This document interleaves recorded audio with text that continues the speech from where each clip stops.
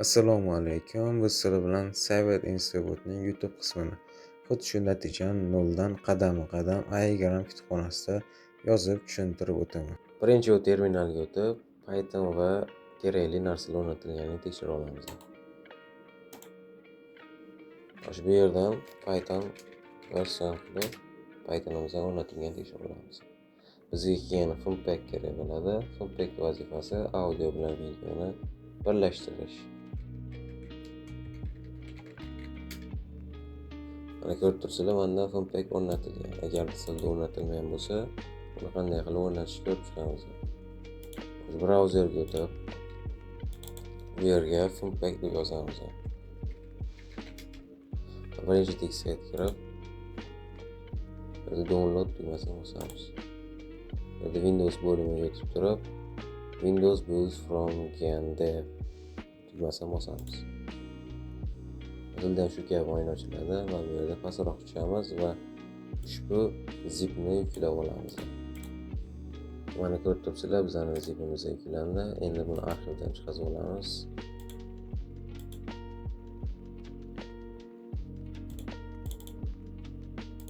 Bu yerda bin papkasiga kirib turib, shu manzilni nusxalab olamiz va +R tugmasini bosib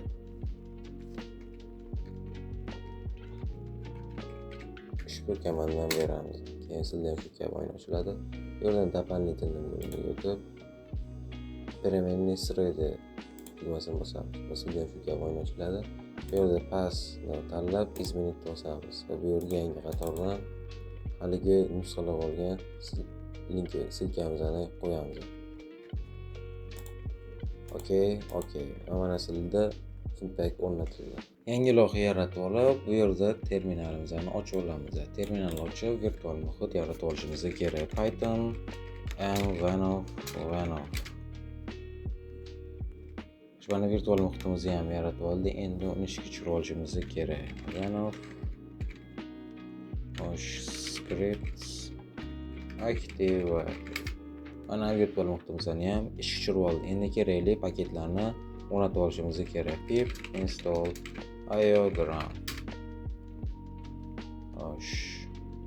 Biroz kutamiz. Va yana biz kerak bo'lgan narsa bu .env. Pip install python.env. Mana kerakli paketlarni o'rnatib oldik. Endi biz loyihamizning strukturasini belgilab olishimiz kerak. Bizga asosiy main.py fayli kerak bo'ladi va albatta .env fayli ham. Va bizga keyin papka ham kerak. Handlers nomli. Bu yerda YouTube, Instagram va hokazolarning alohida kodlari bo'ladi. Bizga yana papka kerak. Functions papkasi.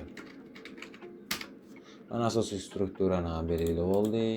Endi main.pyda kod yozish boshlasa ham bo'laveradi. Env faylimizda bot token o'zgaruvchisini ham yozishga esdan chiqmasin. Bu yerga Telegram botimizni tokenini yozib olishimiz kerak.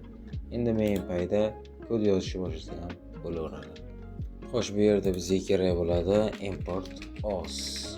Osni import qilamiz va bizga iogramdan bot va dispetcherlarni import qilishimiz kerak. Bot va dispetcherlarni. Keyin bizga iogram typesdan message ham kerak bo'ladi. Iogram types import message. Bizga yana iogram filtersdan start bosilganligi kerak bo'ladi. Iogram filters import command start. Endi bizga .env ni ham import qilishimiz kerak. From .env import load.env. Load.env funksiyamizni ishga tushirib olamiz va bizga bitta asinxron funksiya ham kerak bo'ladi. Async def main bot o'zgaruvchimizga botni qolamiz va bu yerda os get env qilib turib haligi .env faylimizdagi bot token o'zgaruvchimizni yozib olamiz. Endi bu yerda pastda dp o'zgarishni ochib, bu yerda dispetcherimizni olamiz. Xo'sh, bizga endi start bosilgandagi funksiya kerak. Start bosilgandagi funksiyaga yozish uchun ushbu kodni yozamiz. Dp message command start. Va bizga funksiya kerak def command start. Misol uchun message await message answer. Misol uchun hello world. Mana endi bu botimizdan ishlayotgan narsani yozib olishimiz kerak. Await dp start db start polling. Botimizni ichiga berib olamiz. Xo'sh, endi bu funksiyamizni ham run qilishimiz kerak. Uning uchun bizga async io kerak bo'ladi. Async ioni tepada import qilishimiz kerak. Async io. Pastda async io run main funksiyamizni. Va bu yerda botimizni ishtirok tekshirib ko'rsak bo'ladi. Python main file. Xo'sh, Telegramga o'tib turib, start bosib ko'ramiz va mana hello world. Va mana biz endi YouTube qismimizni yozishga o'tsak bo'laveradi. Handlersda bizga YouTube py fayli kerak bo'ladi. YouTube py faylni ochamiz va bu yerda bizga diagramdan routerimiz kerak bo'ladi. Ram import router f ham kerak bo'ladi. Xo'sh, keyin bu yerda bizga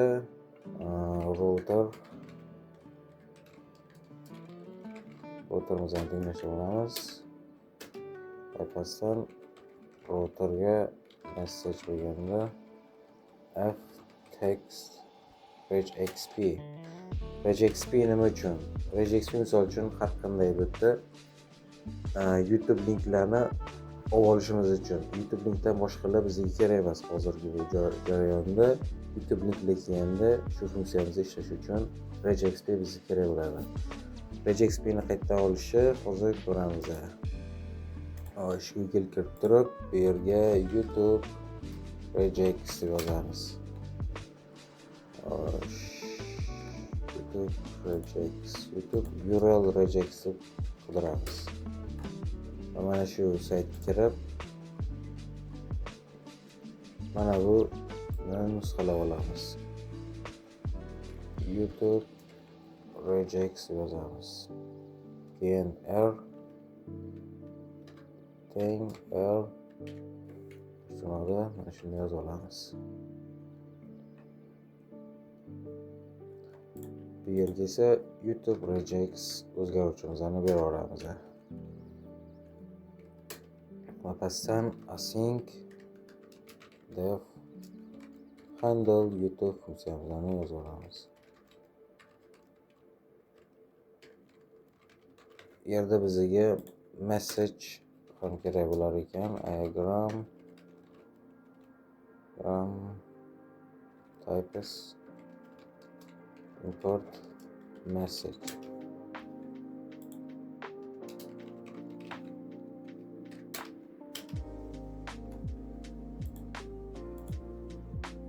Xo'sh, endi misol uchun hozir tekshirib olishimiz uchun misol uchun oddiy YouTube link yoki YouTube degan xabarni qaytarsin. Message answer YouTube link ushlandi hozirchalik. Endi bu routerimizni biz main payda yozib olishimiz kerak. Bu yerda tp include router. Bu yerda routerimizni import qilishimiz kerak. From handlers .youtube import router as YouTube router. Keyin biz YouTube routerimizni yozib olamiz. Xo'sh, endi tekshirib ko'rsak bo'ladi. qaytadan run qilamiz. Endi bu yerda brauzerga o'tirib bitta YouTube havola kerak bizga.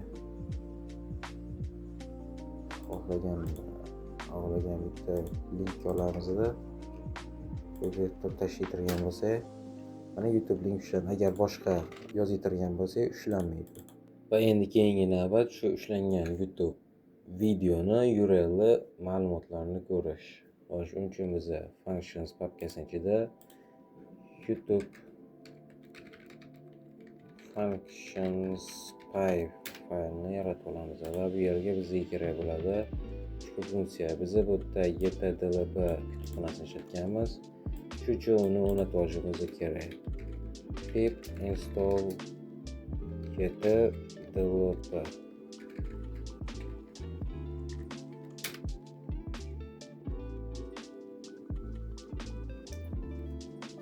Mana ytdlb o'rnatildi bizda. Endi bu yerda buni chaqirib olamiz. Import ytdlb va biz bu yerda ko'ryapsizlar async ioni ham ishlatganmiz. Shuning uchun bu yerda async ioni ham chaqirib olishimiz kerak. Async ion. Va bu funksiyamizning vazifasi nima? Ushbu yuborilgan URLdagi ma'lumotlarni ID, title, duration, views, author, ustidagi rasm, keyin mavjud videoni sifatlarini bizga qaytarib beradi. O'shanda YouTube faylimizga turib ushbu funksiyamizni chaqirib olishimiz kerak.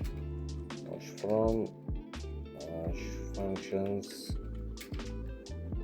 YouTube functions import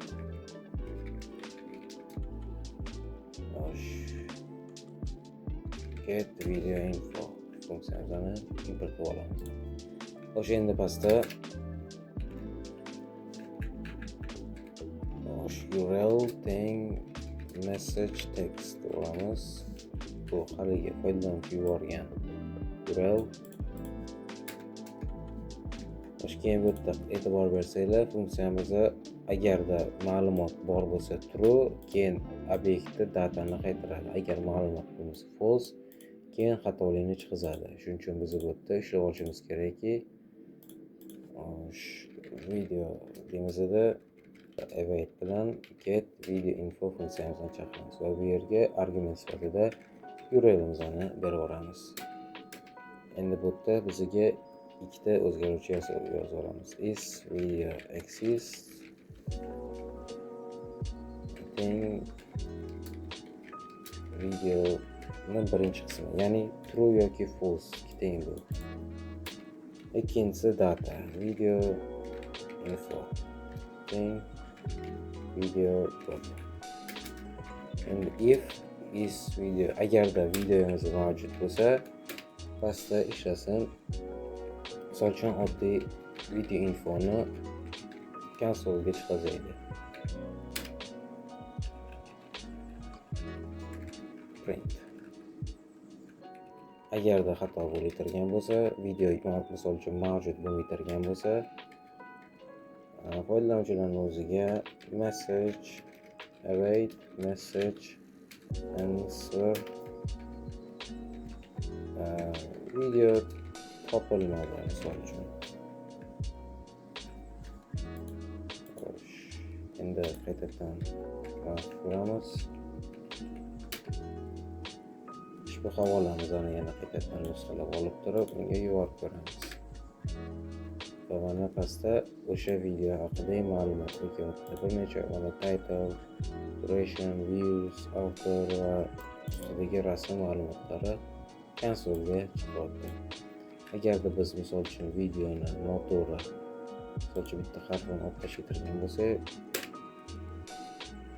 video topilmadi degan xabar kelyapti.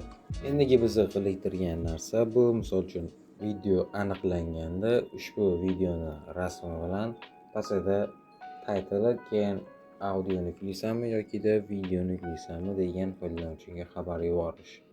Xo'sh, bu yerda videomiz topilganda biz shunaqa yozishimiz kerakki, endi await message answer photo, chunki biz rasm yuboramiz. Xo'sh, bu yerdan fotomizga video infodagi thumbnailni ko'rsatvoramiz. Virgul va bu yerda captionga video info dan qayd etilgan title'imizni berib yuboramiz. Xo'sh, endi bizga tugmalar kerak bo'ladi. Tugmalar yozishimiz uchun tepada import qilishimiz kerak. Xo'sh, inline keyboard markup bilan inline keyboard buttonni keyboard markup, keyin inline keyboard button. Mana import qilib oldi. Endi uni pastda ishlatamiz. Xo'sh, reply markup, teng inline keyboard markup. Ochamiz reply inline keyboard. Va bu yerda array ochamiz va yana array ochamiz. Keyin bu yerda inline keyboard button yozamiz. Shu tekstga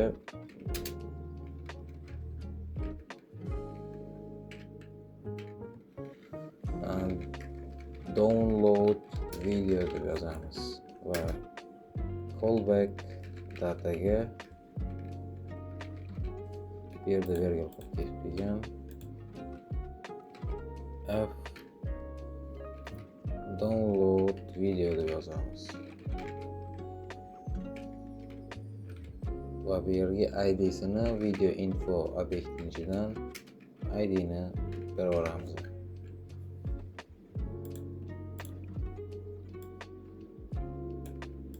Xuddi shuni nusxalab olib pastga audio uchun qilamiz. Bu yerda videoning o'rniga audio deb yozamiz va bu yerda ham audio deb yozamiz.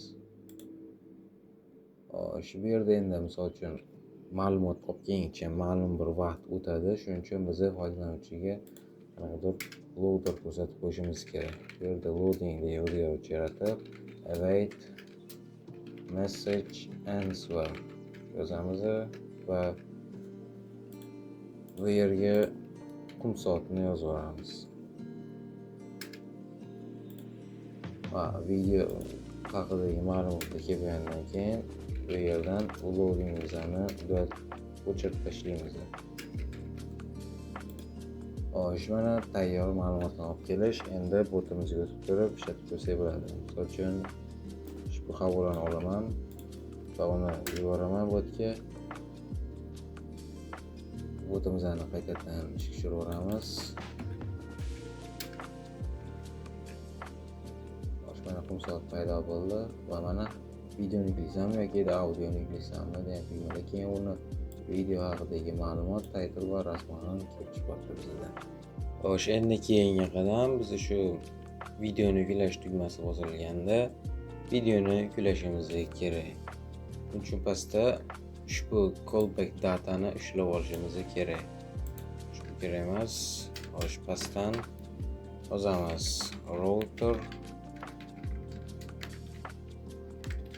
callback query va f data starts with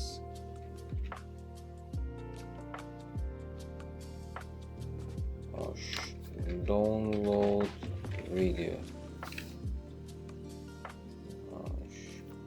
Qilamiz dengan async dev process video download funksiyasini yozib olamiz. Callback keladi. Types'dan bizga types ham qo'shishimiz kerak ekan.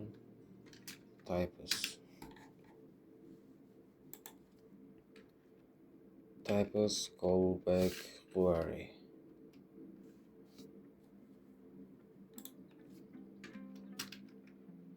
O'shanda biza videoni id'sini ushlab olishimiz kerak ushbu yerdan. Mana bu yerdagi video id'ni ushlab olishimiz kerak. O'shanda video id degan o'zgaruvchi yozamiz bu yerda. Keyin callback data replace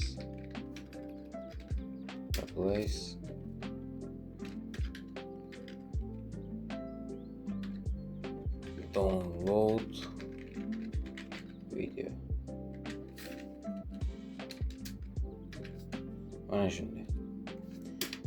Endi xuddi shu video ID'ni misol uchun hozircha vaqtinchalik o'ziga qaytarib olamiz.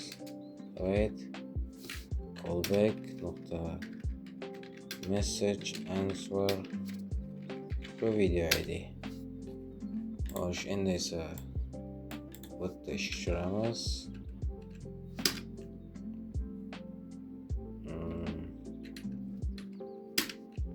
Tushiramiz.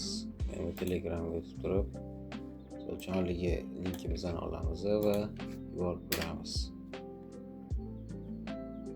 Xo'sh, ma'lumotlar keldi. Download video tugmasini bosamiz va videomizning ID'si chiqib ketdi. Mana bu yerdagi videomizning ID'si. Endi ushbu videoning ID'sidan bizga URL kerak bo'ladi. Xo'sh, YouTube'ning videolari odatda ushbu ko'rinishda bo'ladi.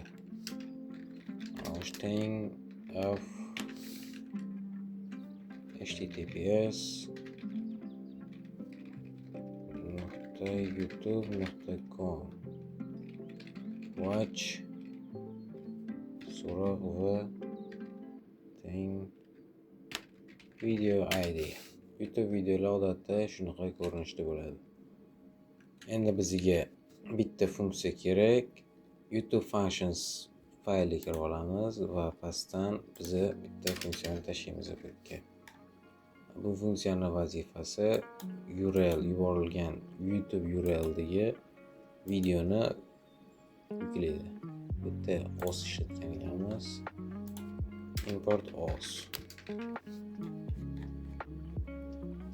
Endi bu yerdan turib uni chaqirib olishimiz kerak.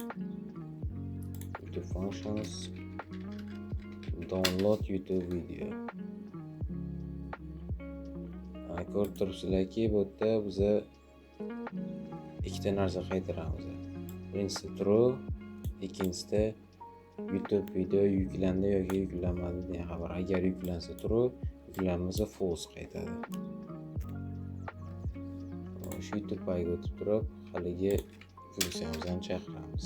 Endi bu yerda status deymizda. Download YouTube video funksiyamizni chaqirib, argument sifatida URLni berib yuboramiz. Va file name ga bizga UID kerak bo'ladi. Bu yerdan import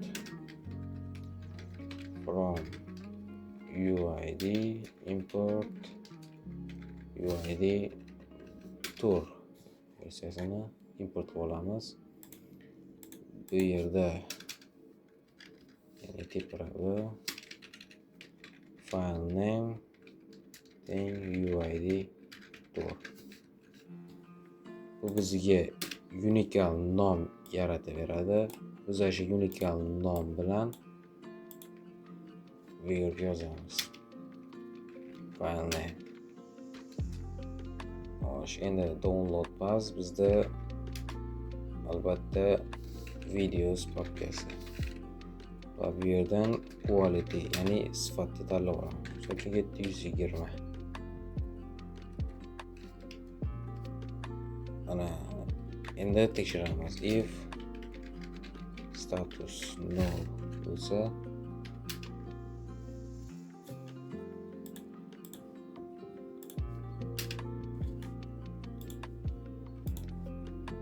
await.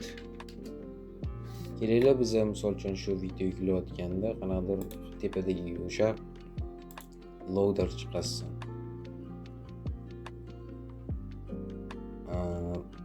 Hozir agar biza YouTube download video tugmasini bosadigan bo'lsak, uni tagidan jarayon boshlanadi, lekin eski xabar qolib ketadi.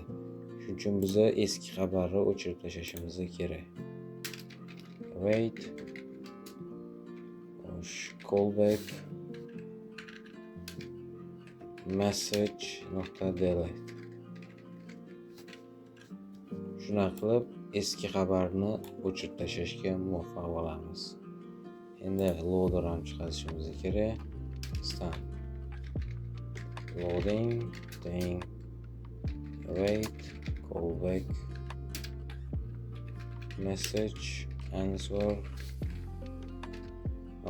Misol uchun soat tanlaymiz va yuklanmoqda. nuqta.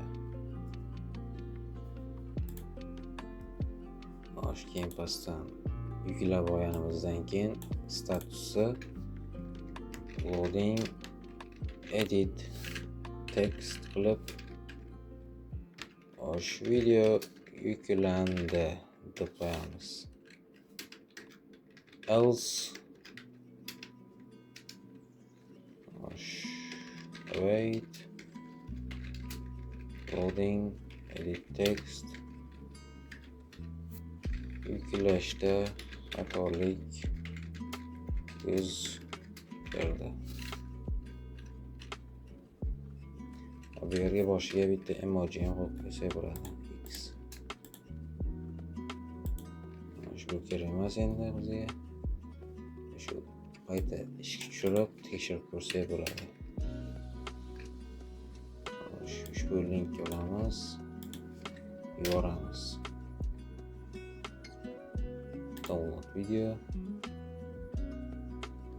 yuklandi va bizda ko'rib turibsizlarki bu yerda videos degan papka paydo bo'ldi. Functionni ochib qaraytirgan bo'lsak, bizda video bor. U haligi YouTube'dagi videomiz. Xo'sh, videoni yuklab olishga erishdik. Endi u yuklab olingan videoni yuborishimiz kerak. Xo'sh, videomizni yuborishimiz uchun bu yerda functionsga all.py nomli fayl yaratib olamiz. Bu yerda ushbu funksiyani tashib olamiz. Bu yerda fs input file degan narsani import qilib olishimiz kerak ekan ishlash uchun bu funksiyamiz. Xo'sh, from diagram types import fs input file.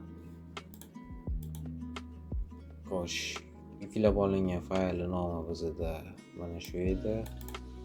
Endi mana yerda import qilishimiz kerak. Haligi funksiyamizni from functions all import send local video.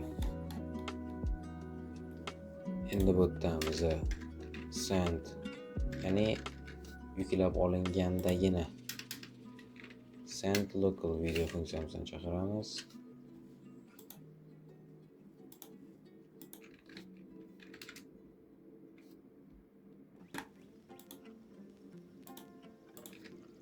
Bu yerga argument sifatida message beramiz. Message bizda callback .message edi. Va bu yerdan file path berib olishimiz kerak. File pathga biza haligi file name'imizni berib olamiz. Xo'sh.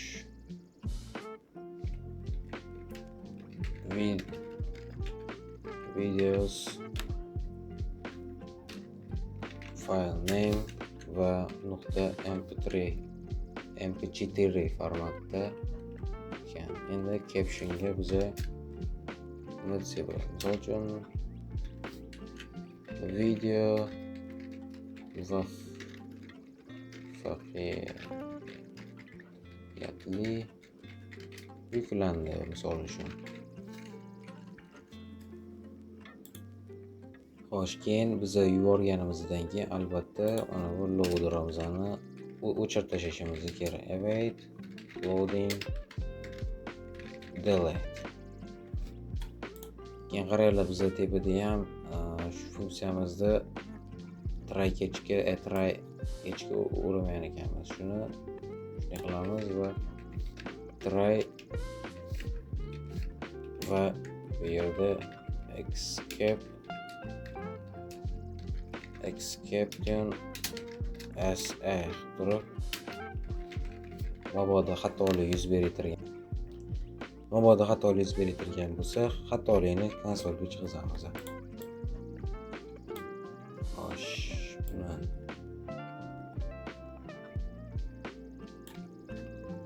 buni qilamiz va buni yig'orsak, hammasi yaxshi bo'lib ketadi.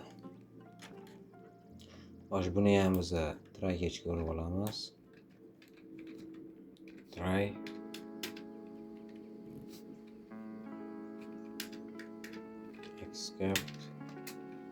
exception SA.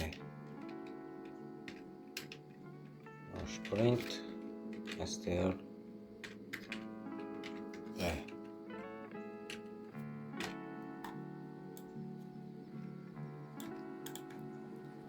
Mana tracker'ga ham urib oldi.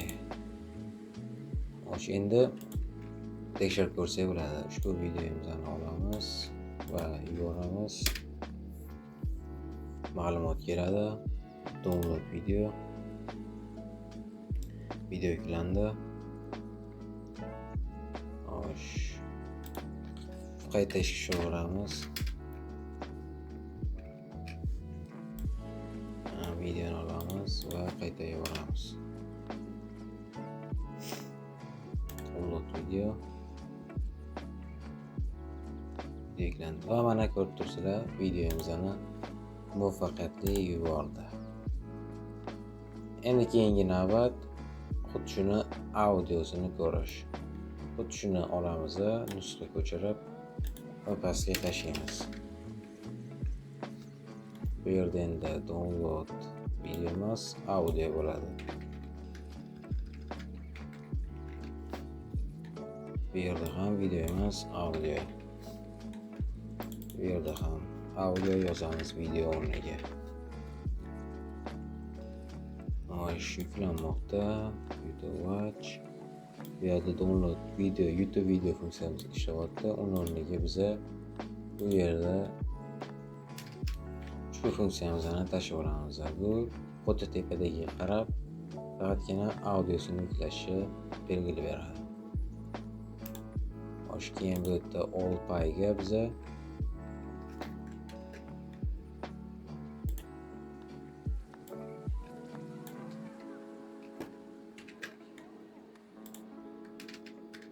send local audio funksiyasini ham tashlab qo'yamiz. Keyin videomizni muvaffaqiyatli yuborganimizdan keyin u bizani serverimizda, kompyuterimizda qolib ketmasligi kerak. Yuborganimizdan keyin uni o'chirib olishimiz kerak. Shuning uchun mana bu funksiyani ham tashlab olamiz. Va bu yerda OSni ham import qilib olishimiz kerak. Va bu yerda endi send download YouTube audio funksiyamizni ham import qilib olamiz. Bu yerda send local audio va delete local file funksiyamizni ham import qilib olishimiz kerak. Xo'sh, endi pastdan bu yerda process audio download funksiyamizda o'zgartirishlarni kiritamiz. Bu yerda download YouTube video o'rniga download YouTube audio funksiyamizni chaqiramiz. Va bu yerda download pathga videosi emas, endi audios bo'ladi va quality argumenti bizga kerak emas. Va bu yerda send local video o'rniga ham send local audio funksiyamizni chaqiramiz. Videosi o'rniga audios papkasini tanlaymiz va mp4 formati o'rniga mp3 formatini tanlaymiz va bu yerda caption o'rniga biz title deb yozamiz. Video emas, audio muvaffaqiyatli yuklandi. Xo'sh, menimcha loading video. Xo'sh. Menimcha hammasi tayyor. Endi qaytadan ishga tushirib ko'ramiz. Bu yerga o'sib turib videoni yuborib ko'ramiz, yana qaytadan. Download audio tugmasini bosamiz.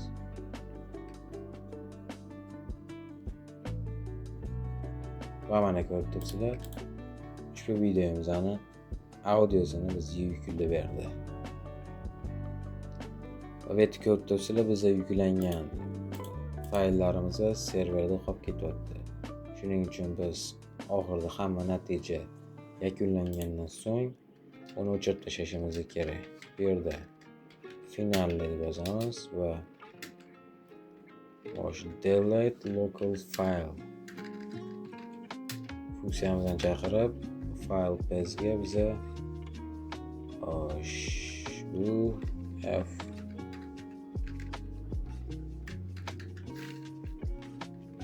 audios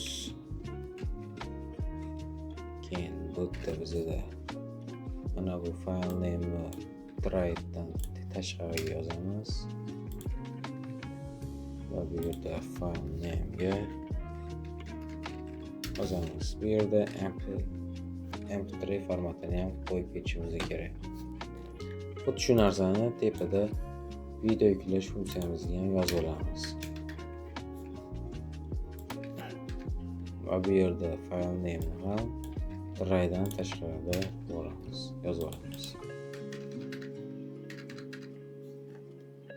Mana shu yerda endi mp4 format bo'lishi kerak.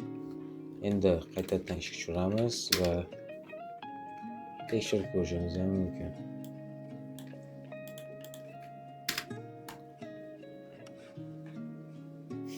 Mana e'tibor berasizlar, mana bu yerda video qo'shiladi hozir. Mana video qo'shildi. Video yuborilgandan so'ng shu fayl topilmadi deyapti. Bu yerda biz audiosi yozib qo'yibmiz. Aslida videosi bo'lishi kerak edi. Yana qaytadan urinib ko'ramiz. Shu videoni URL'ini nusxalaymiz. Yoramiz. Download video. Mana bu yerda ko'rib turibsizlar, yana bitta video qo'shildi va yuborilgandan so'ng o'chirib tashlandi bittasi. Audioni ham sinab ko'rsak bo'ladi.